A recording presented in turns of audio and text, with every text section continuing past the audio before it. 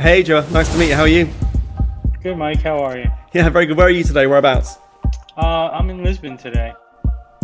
Purpose is a word that I think is overused and often misunderstood. Yeah. Right? Purpose, to a lot of people, is about doing good or being sustainable and things of that nature. And it's not that it's not that, but it's so much more. Purpose to us is about creating reciprocity. So a good example I like to use is you live in a building with 100 people. There's 2 mechanics that live in your building.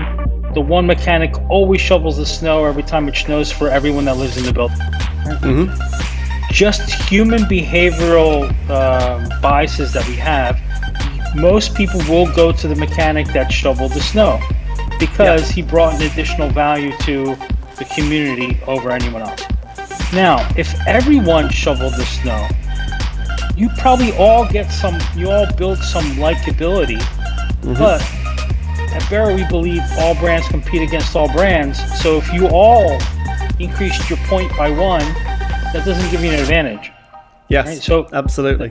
That's why I think a lot of times this whole sustainability movement, it's a must-have because you don't want to fall behind, but it's not a point of differentiation, and it's definitely not something that's going to make you stand out in purpose.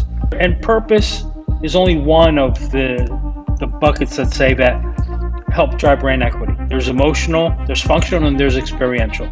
And we've actually come up with 100 different metrics that fall into those 4 buckets to be able to figure out how are you mattering to people exactly, and how do you matter versus the rest of the world and the rest of the brands.